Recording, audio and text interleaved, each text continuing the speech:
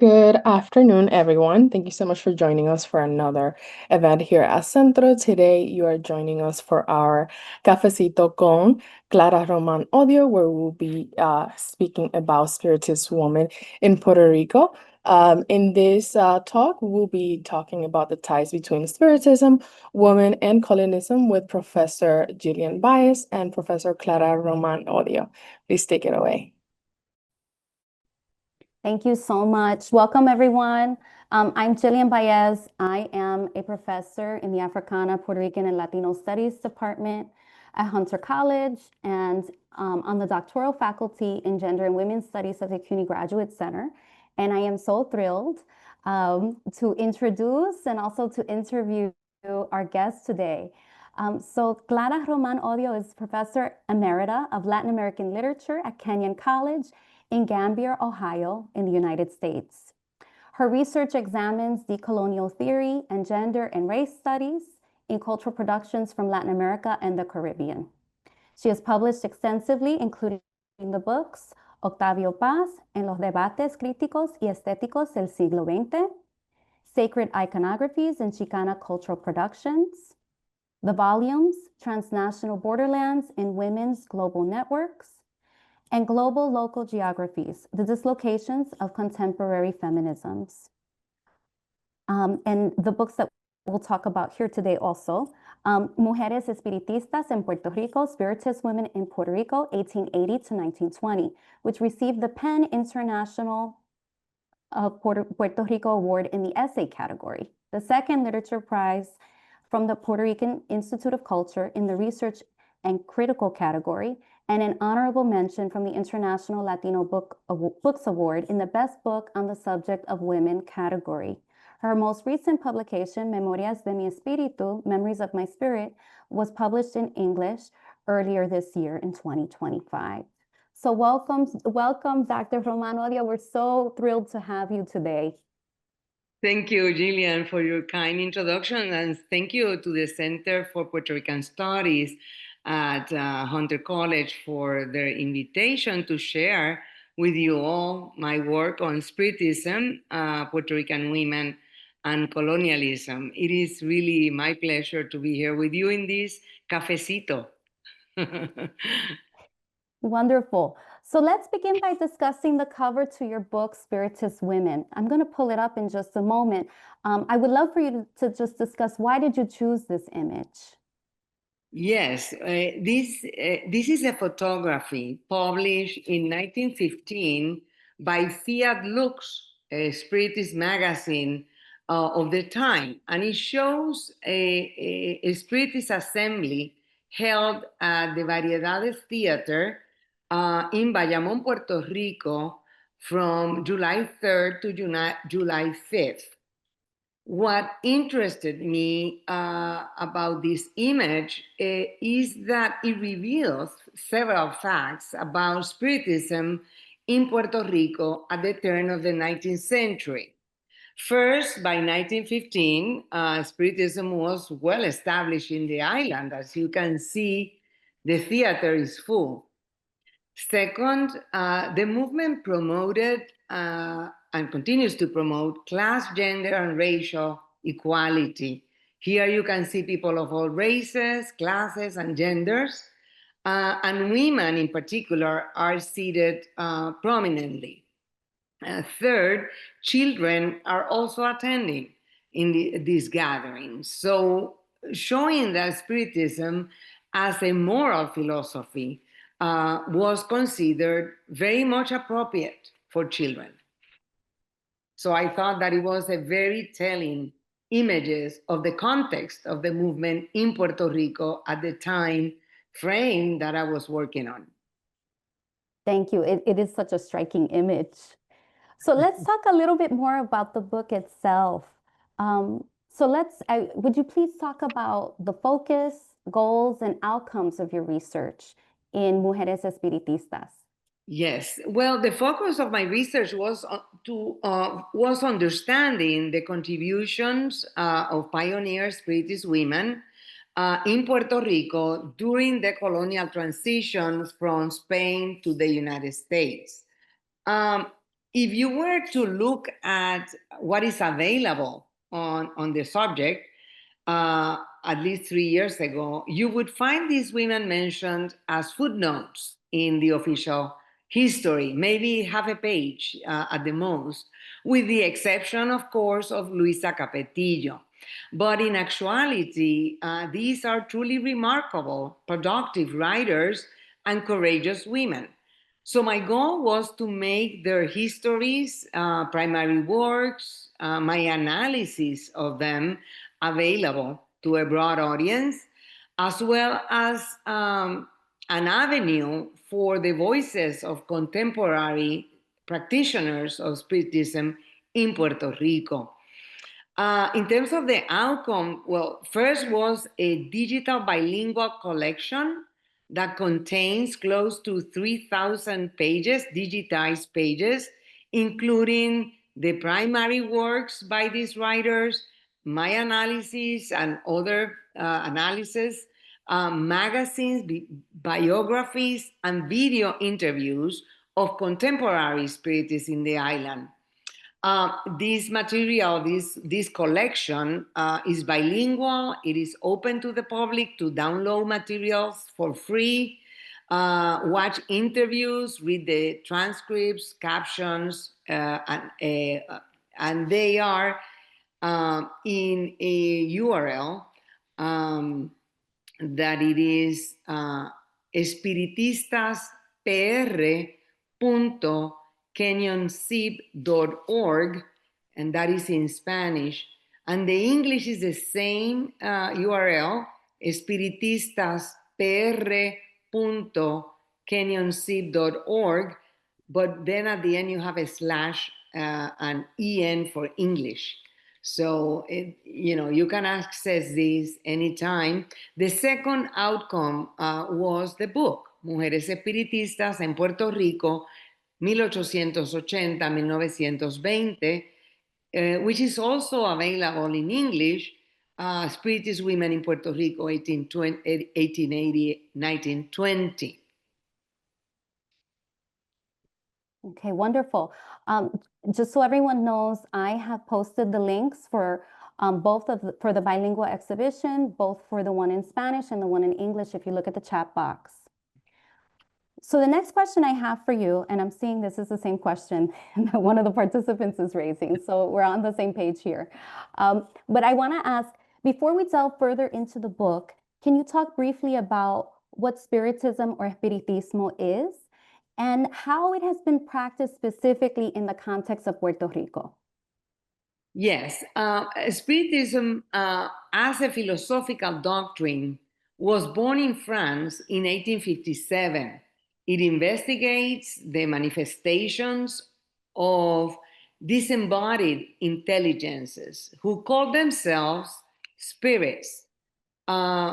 Spiritism demonstrated that human beings survive the death of their bodies, their physical bodies, that their soul passes into a non-physical dimension parallel to ours, and that from that spiritual dimension they manifest among us.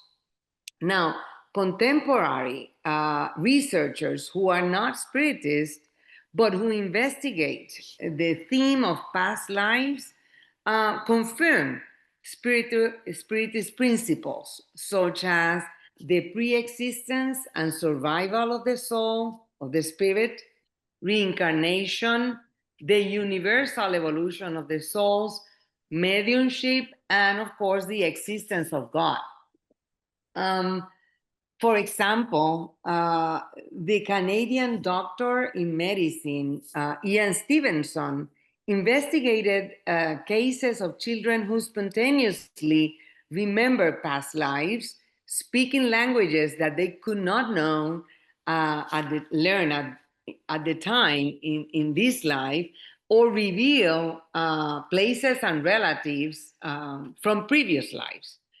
I also think about the psychiatrist Brian Weiss, who, through hypnotic regressions, encountered the past lives of his patient, Catherine. He also encounters spiritual teachers guiding him, and also us. If you read his books, you will find those messages there. Dr. Michael Newton's work is also quite important because through deep hypnotic regression, he documented what his patients saw and felt in their periods between lives, that is, between death and rebirth. More recently, well, the near-death experiences of millions of individuals have confirmed the reality of the spiritual dimension. One of my favorite ones is that of Harvard neurosurgeon Eben Alexander. And after losing his neocortex, which is the area of the brain responsible for language, abstraction, imagination, due to a meningitis infection, Alexander sees and interacts with other spirits and other worlds in that spiritual dimension. Worlds that he called the underworld, the gate, and the heart or core of the universe. That experience convinced him of the impossibility to argue, or the impossibility of arguing from a medical point of view, that what his consciousness experienced was the result of a fantasy. Basically, it convinced him of the reality of life after death. Now, specifically in the context of Puerto Rico, we have what is known as the White Table Spiritism, which is a tradition of popular or Creole Spiritism characterized by the incorporation of elements of Allan Kardec's scientific Spiritism, along with influences from African and Taino religions and Catholicism. But in Puerto Rico, you can also, Spiritism is also studied scientifically. For instance, the mission of the Instituto de Estudios e Investigaciones Psíquicas, INESIP, is their mission is to study human psyche and spirituality, including mediumship. They also offer psycho-spiritual help to support personal development and comprehensive health through applications of hypnotism and biomagnetism. Another example of a free-thinking Spiritism is the Escuela Espírita Allan Kardec in San Juan. They offer courses, conferences, spiritual orientation, de-obsession therapy, bioenergetic donations, working under the understanding that spiritual development is achieved through social development. So they provide tools for self-knowledge, development of mediumistic sensibilities, but also raise awareness of educational, cultural, health, safety needs of other communities. In the community locally, but also in other communities outside of the island. Okay, let's get into the book a little bit more now that we have a general sense of what Espiritismo or Spiritism is. So who are the main women that you focus on in Mujeres Espiritistas? And how did Spiritism inform their social and political work? Well, I'll try to summarize. Yes, the pioneers. The first one, I'm going to talk to them in chronological order, basically. The first one is Josefa Martinez Torres.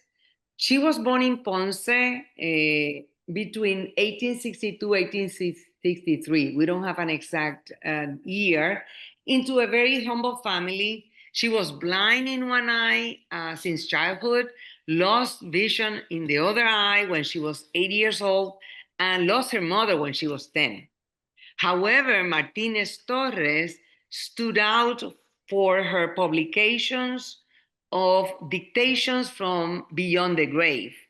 She was an auditory medium, uh, uh, and she was illiterate, but a notary from the town of Coamo brought her work to the public, transcribing and making her dictations accessible to the local and international Spiritist communities. So the work of Josefa Martinez Torres established decisive connections with local and international Spiritism, which extend from Puerto Rico to the Sociedad Constancia in Argentina, to the Barcelona periodical La Luz del Porvenir, to the Library of Congress in the United States, to Puerto Rican Athenaeum. So it travels all over the world. So this extraordinary young woman, blind, illiterate, and poor as she was, wrote what she heard during a short period of 2 years because she died quite young. And she writes with absolute grace and with high literary command. The second spiritist that I examine is Francisca Suarez Gonzalez. She was a writer, a spiritist, and an anti-clerical activist.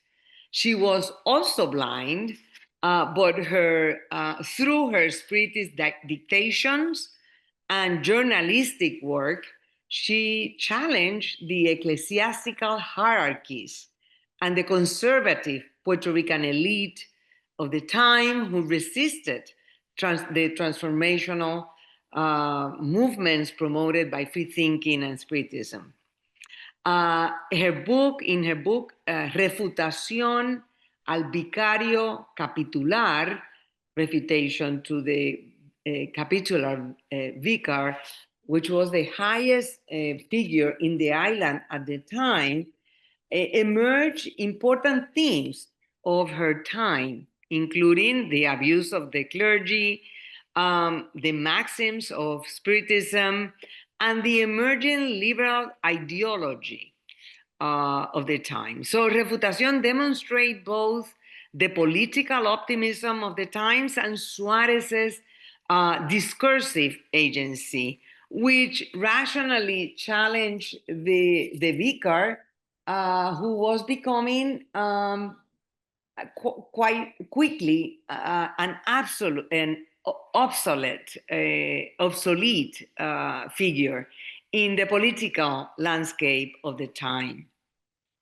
The next one is Simplicia Armstrong de Ramu. She also was born in Ponce, 1863. She was the daughter of an English Protestant who died when she was 5 years old, a Catholic mother who died when she was 13. And as a child, she suffered from typhoid fever, a fatal and multi-systemic illness, because at the time there were no antibiotics to treat this illness. She was married, but she believed in divorce, which she sometimes considered the only remedy, because there are people who do not move forward, nor do they allow those who live beside them to walk, in her own words. Based on Spiritism, Armstrong de Ramu analyzed a society structurally served by patriarchy, misogyny, and religious fanaticism.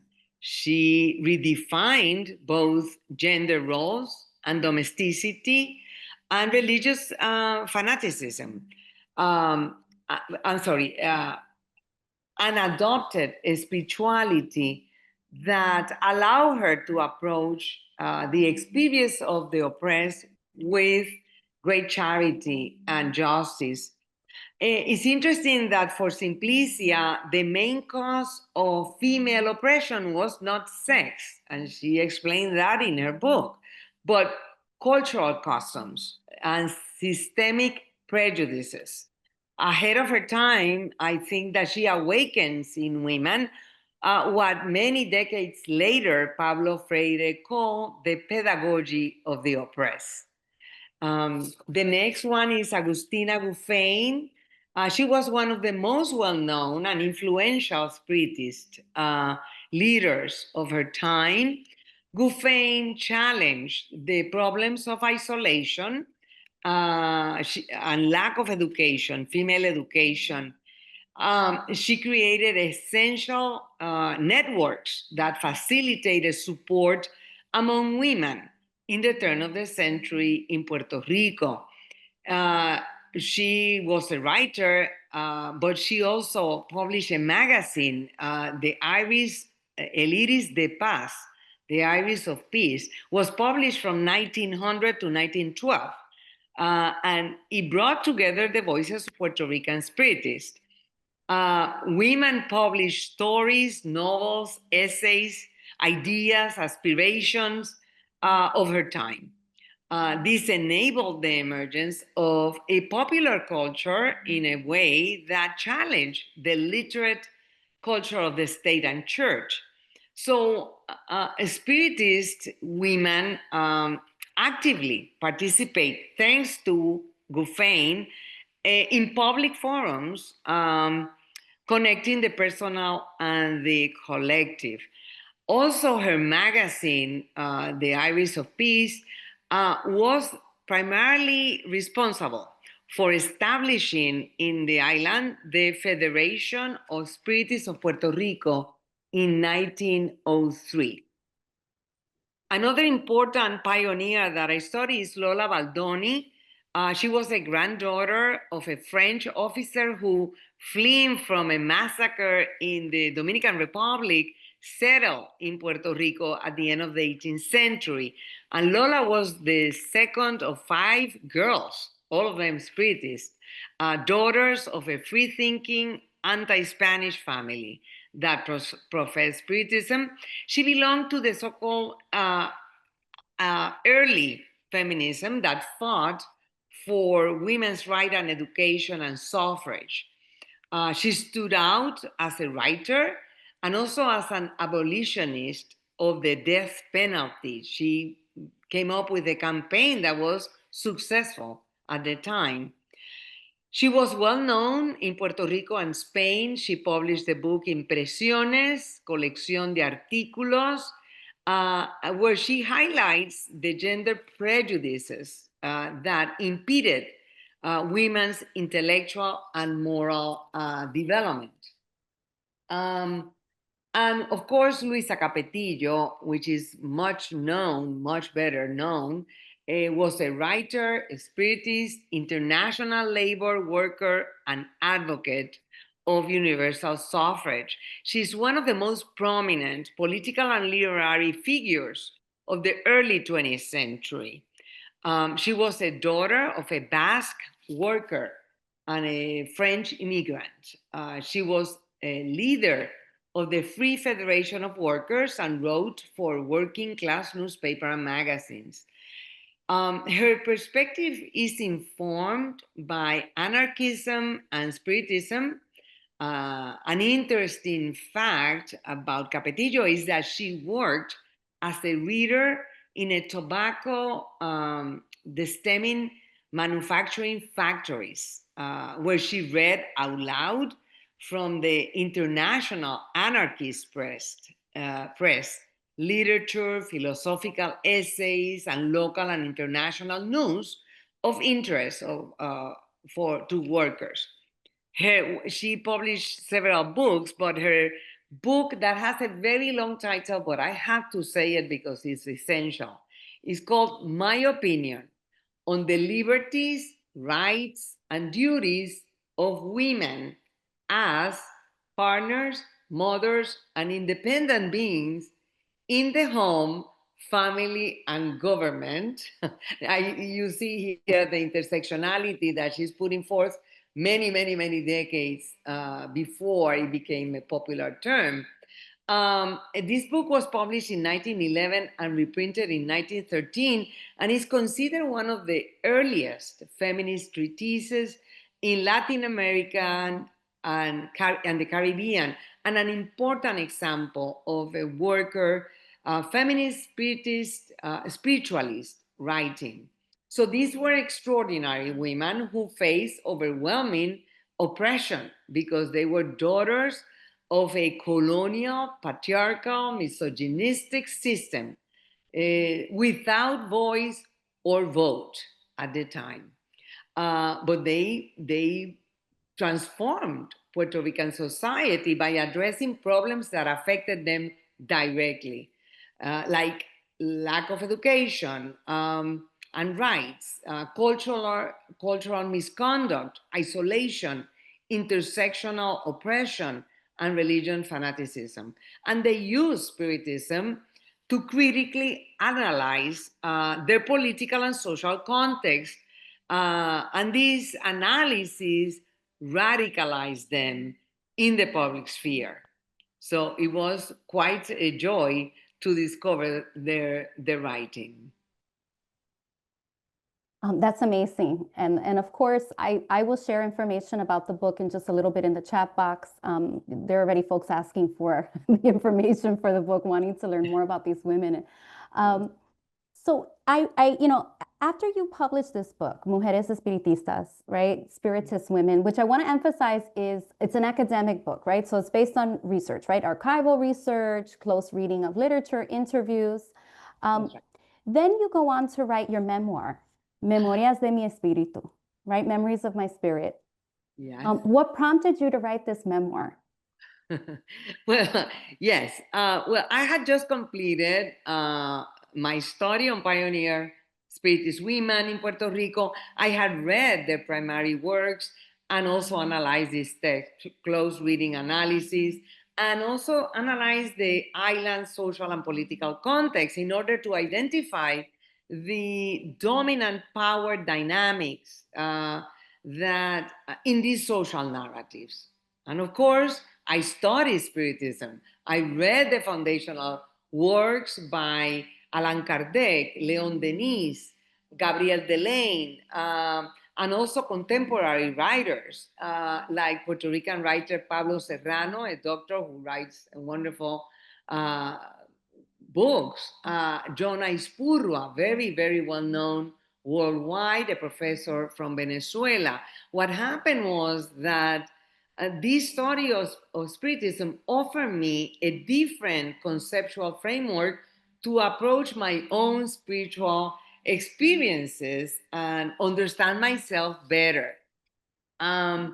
So, among other things, I understood that the Spiritist experience was part of me since I was a child. I didn't know that. I couldn't name it or fully integrate these experiences into my personality. But armed with this knowledge, I decided to put them in paper. My intention was not to publish this book, it was to understand myself as a way of thinking about them. So, and maybe to share with my daughters, one thing led to another and it became a book. But I would say that from the Spiritist Women in Puerto Rico, the impetus to write memoirs from my spirit was born. Okay, wonderful. Okay, this is our last question before I start to transition us into question and answers, because I know we have lots of questions. We already have some in the in the chat box waiting for us. So I want to talk just a little bit about Espiritismo from a larger perspective. So Espiritismo, has offered comfort, hope, and community to many, not only in Puerto Rico, but as you know, in the Nuyorican and the larger diasporic community. I'm wondering if you can talk a little bit about this and how Espiritismo is currently being used today in the diaspora. Yes. Well, Spiritism, yes, has offered and continues to offer comfort, hope, and community. Because Spiritism is a moral philosophy that focuses on the improvement of humanity through communication with the spirits, belief in reincarnation, and the practice of the moral teachings of Jesus. So it guides people towards intellectual and moral growth and promotes love and understanding of the divine laws. So now, specifically in the diaspora and also in Puerto Rico, I would say that in New York, there are several notable hubs for Spiritism, particularly one centered on the teachings of Allan Kardec, who codified the doctrine with the help of the spirits and mediums. For instance, the Inner Enlightenment Spiritist Society, which is located on 43rd, West 43rd Street in Manhattan, offers weekly study groups. Actually, they open every day, lectures and spiritual gatherings. Also in New York, the Spiritist Group of New York is a non-profit group dedicated to Spiritist philosophy, and they offer both in-person and virtual options. And there are other centers, in Queens and Long Island, Mount Vernon, etc. In Orlando, Florida, when we think about the diaspora, I know the Spiritist Center Amor y Caridad. This is a Brazilian hub that supports many Hispanic communities in the diaspora. As to how Spiritism being used to cope with or intervene in the political moment, specifically in Puerto Rico, we have a very important group, la Asociación de Mujeres Espiritistas Puertorriqueñas en Acción, AMEPA. This is a women organization founded 48 years ago in 1977 that supports the community in general, Spiritist or not, in many ways. For instance, they offer talks, conferences on gender violence, and collaborate with other organizations working on women's rights. They also have sent representatives together with other Spiritist groups to the Puerto Rican Congress to oppose euthanasia and the death penalty. But in general, the Puerto Rican Spiritist Institute and schools avoid the polarization that political partisanship produces. In this regard, I have a very good friend, a Spiritist friend, who says that the average Spiritist knows more about Spiritism as a tool for the spiritual world than for the material world. In his views, politics, economics, the environment, and other social issues are explored by Spiritists through association of concepts, but not in depth. So he claims that their social impact as a group is not really that significant, that today Spiritists are considered, in his words, lightweights in terms of community struggles. So, their approach, he claims, is very different from the struggles, for instance, of a Luisa Capetillo, of a Lola Baldoni, Jorge Polanco, Matienzo Cintrón, and other Spiritists of the 19th century, early 20th century. I tend to agree with him. So, they offer all of that because they work with the inner works of the soul and with the way we can overcome traumas and experiences that we don't understand them fully because we don't have the tool. It is not taught in religion what Spiritism is teaching. Okay, thank you so much. So I am going to go ahead and take some questions from the Q&A. Folks who haven't put their questions in the Q&A box, please feel free to do so at this point. We are not, just so you know, to keep this organized, Centro always takes them through the Q&A box. So just make sure that you're putting the question in there, keeps it organized for us so we can check off as we go through them. I'm also in the chat box in just a moment. I'll put some links for where you can purchase the book. Some of you are asking about that, and so I'll make sure that that's available as well.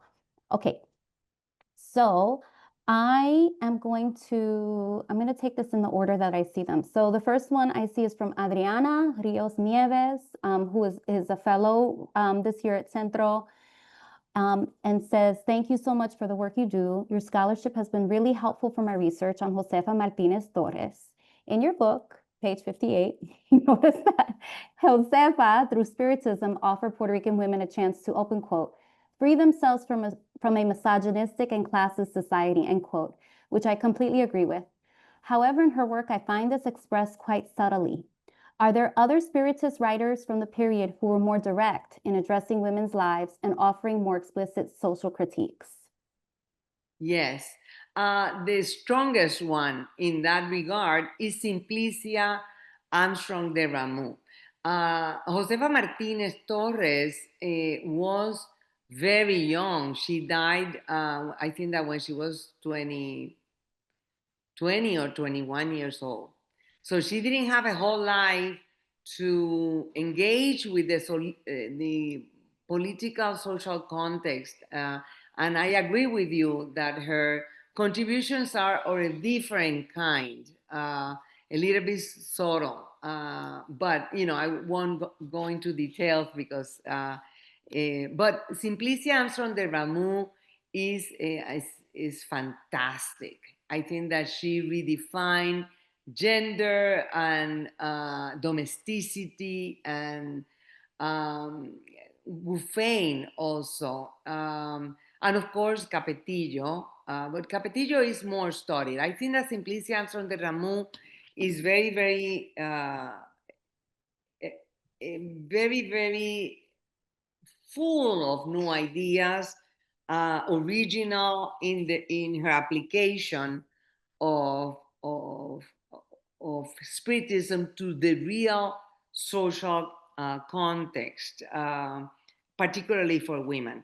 And Agustina Ruffin also, Lola Baldoni, as I said, she works more with death penalty, but yeah, I think that the most important one in terms of gender is Simplicia Armstrong de Ramu. The book is Ramo de Azucenas, Colección de Artículos. I enjoy her a lot when I analyze her. Okay. The next question is it's also from Adriana, but I'm going to come back to that so that we can get to a few and then we'll come back up. Basilio Serrano is asking, do you mean Pablo Serrano, the Spanish sculptor? Is that who you were referring to? Pablo Serrano, what is the title? I'm sorry, I couldn't hear. Pablo Serrano, is this the Spanish sculptor that you were referring to? No, it's not. He's a doctor in medicine. Okay. The Pablo Serrano that I'm talking about is a doctor in medicine in Puerto Rico. Okay, perfect. Okay, so we have, and I'm just trying to follow along here on our list. Yes, Okay, yes. so we have from Ariana Milian, asks, have you ever experienced or can speak about Spiritism being weaponized against women who practice or find themselves drawn to the practice? Not really. I can not weaponized. I can see that some spiritists are still, without really realizing it, it seems gender fair in a way. I think that even though we have come a long way sometimes, but that is not because they have been spiritist women. The only one that I can think of is Luisa Capetillo because she was an anarchist. She had 2 children outside of marriage. Her partner was from an upper class. She was a working class. and never got married. And, you know, she was perhaps not that well received by, at the time. Yes, by the anarchists, yes, by, women, but not necessarily by everything. So,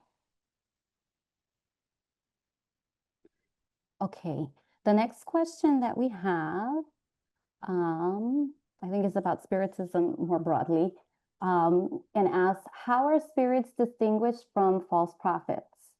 And they I'm say, sorry. I'm how sorry. are spiritists distinguished from false prophets? And they say, for instance, Abraham Hicks. I don't know if you're familiar with Abraham Hicks. Uh-huh. They're a channeler. Yeah, that when you study Spiritism, you realize that they are not trying to build a prophet or put anyone.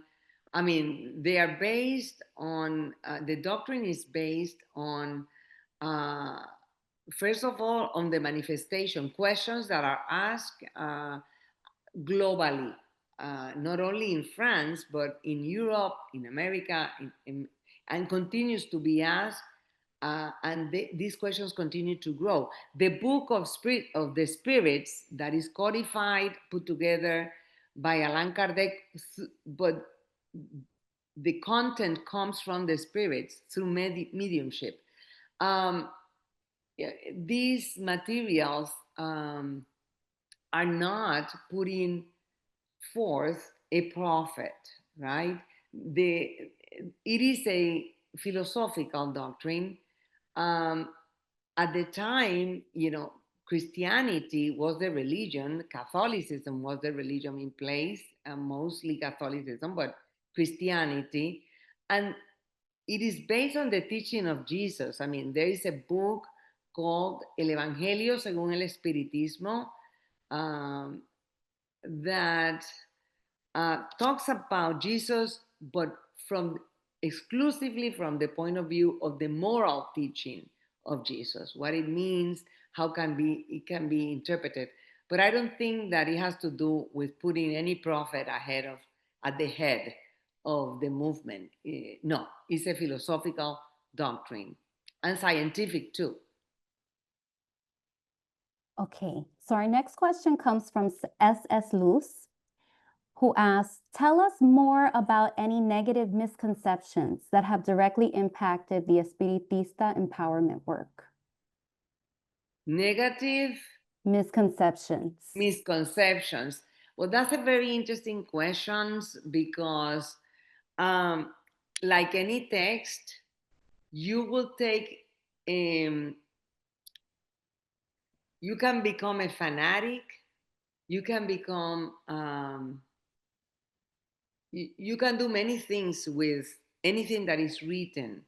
So you will find in Spiritism, globally speaking, you have a school that is free thinking, humanistic, exclusively a doctrine, and religion is a part. If you want to be a religious person, that's your business. But you have that school of thought, the humanistic, free thinking Spiritism. And you have, particularly in Brazil, a huge movement led by, um,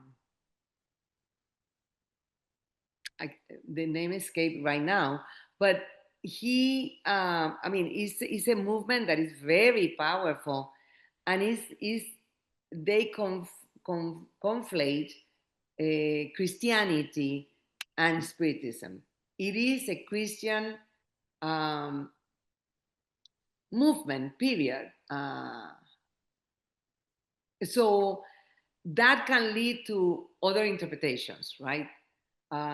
So when you take a text, it is open to interpretations, and it can be led in many different directions. Well, this is why I would strongly recommend that you read the foundational books.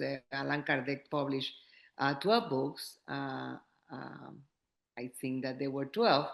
And Leon Denis, the foundational works are very, very important. So you can, you know, make your own judgment about that. But yes, there is a you know, a Spiritism that is mostly religious, that is based in Brazil and is huge.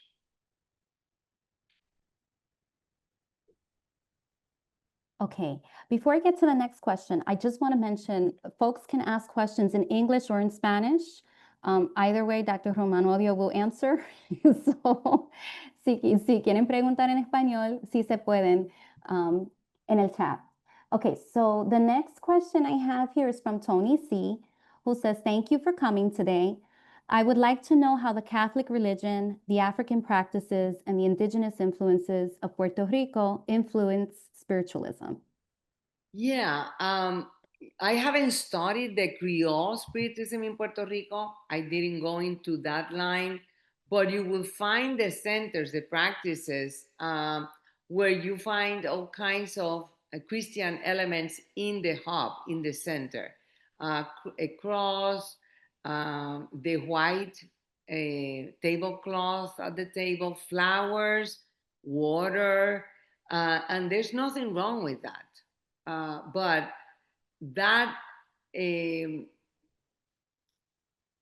expression comes from, you know, what we do or what is done. Usually, you know, you can bring flowers into the church, for instance. Um, Water is used as a transmission of energy, for cleansing the aura. We know that all of that is real, right? This is not news. But what I have studied, which is being superficial, of the white table spiritism, and that idea that comes from the Afro Taino traditions, is little. So I cannot go in depth about it. I can tell you that this is how is known in the island. Okay. We have a question here from an anonymous attendee, and I'll read it to you. It says, I received a message from someone that was alive in the 1400s in Puerto Rico. This is something I don't think I can share with too many people. How open are people in Puerto Rico to these types of messages? Yes. Messages come from many time periods. If you read my humble book, Memoirs from My Spirit, you will see, in a way, the experience of an individual, in this case is me, who have been receiving messages all my life. And that is, in that book, I didn't put everything. So having mediumship abilities, or faculties, I will call them, because they are not abilities, is a faculty, is something that, you know, I couldn't, at the time before I wrote the book, before I studied Spiritism, I couldn't explain it. But once I started Spiritism, now is very reasonable to me. So the fact that you receive a message from a person from another century doesn't surprise me. And in Puerto Rico, if you go to a Spiritist center, they will sit with you and have a conversation about it. And also, perhaps, I don't know, that's something that you will need to explore. You can also do it in New York if you are in New York, but these are usually real messages, and not necessarily, you know, they have purpose. So it's good to be a company when, if you don't have knowledge about what is this about, This is why I didn't talk about it all my life because I didn't have the knowledge to understand it. But if you have the knowledge, or if you go to a place that has a clear understanding of what is this, you will be in a very safe place because this is very common. Okay, we have another anonymous question. Could you please expand on the relationship between Christianity/Catholicism and Spiritism? It depends on who's speaking in that in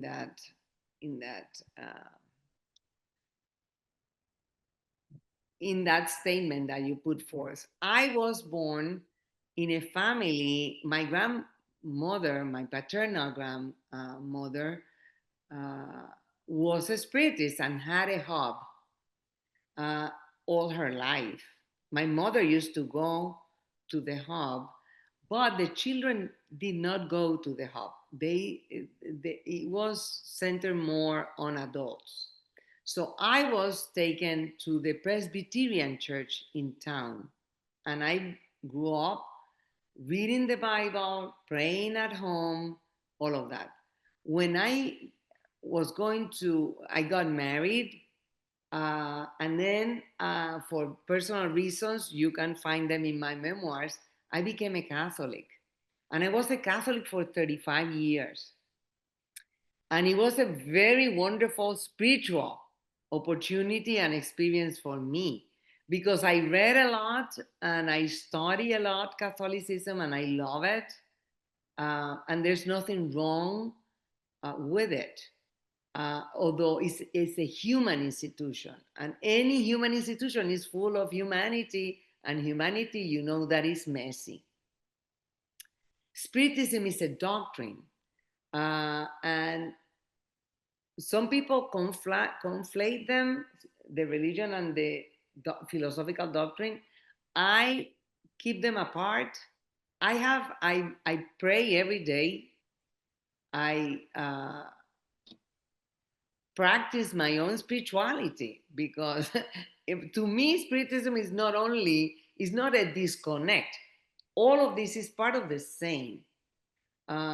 Some religions want to own spirituality, and some spiritists wants to own the spiritual dimension, and in neither case is possible. You know, this is a creation made. This universe and others are made by God, and we are part of God. We are a spirit in essence, with a body, and also with an intermediary body called the perispirit, or when you have an out of the body experience, that other semi material body that connects the spirit, which is imponderable, with the flesh, with the body. So we are tripartite. So when you try to separate, you can separate them. Yeah, the doctrine is the doctrine, the religion is the religion, and there are multiple religions. But at the same time, we are, all of us, immersed in a material world that is also spiritual. And what guide our intelligence or lack of it, our soul, our feelings, all of that is the spirit in us. So I cannot divide them. I think that they are part of the human experience, and that it doesn't make sense trying to, you know, there is a relationship. All of them deal with the spirit. And you find, I was reading the other day the autobiography of Teresa de Avila, and you find that she had visions and she had all kinds of experiences. And I was reading her for my interest in meditation, prayer, and contemplative prayer. And she will teach you a lot about that. And that's part also, praying in a way is also part of anything that is spiritual.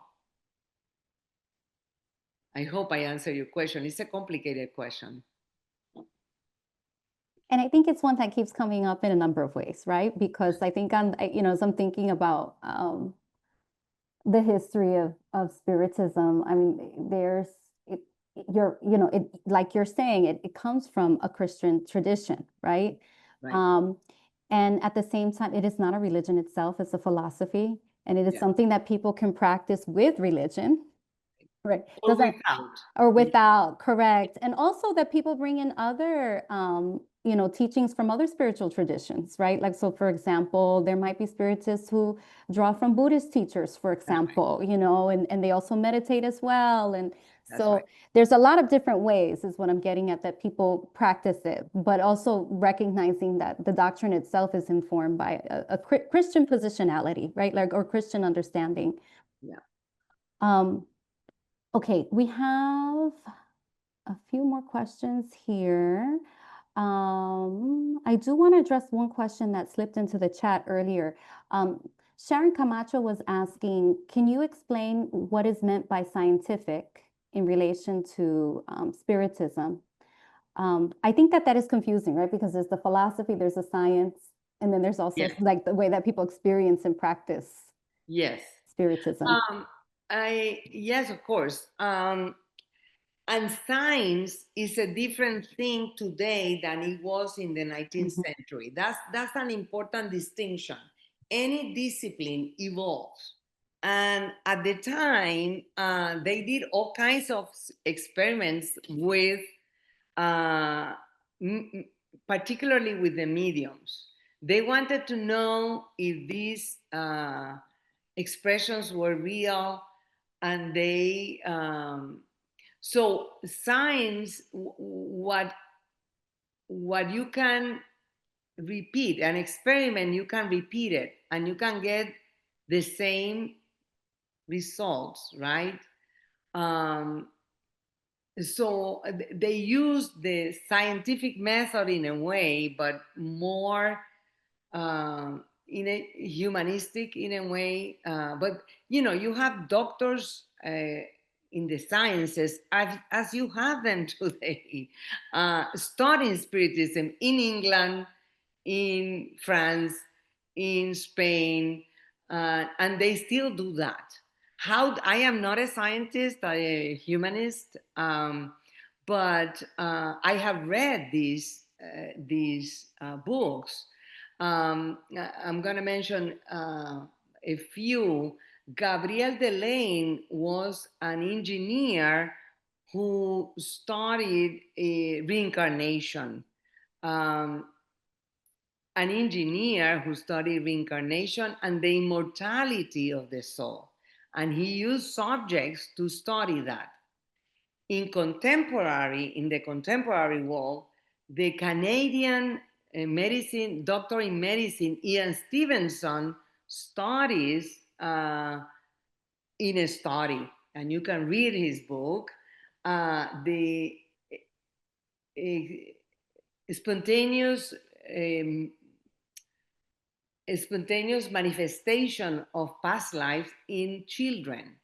So, you have scientists working both in the 19th century all over Europe that you can find, identify, and read, and also in contemporary scientific world, right? Most of them are doctors who are interested in past lives.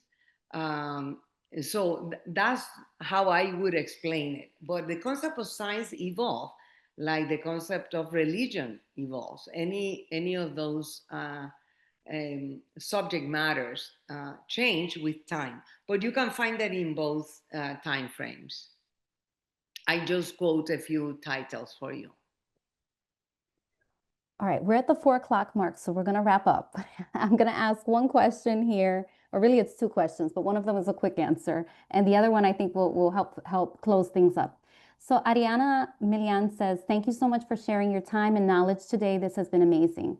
Is there a quote from any religious text, poetry, or book that has stood with you throughout your life as of right now, related to all of this?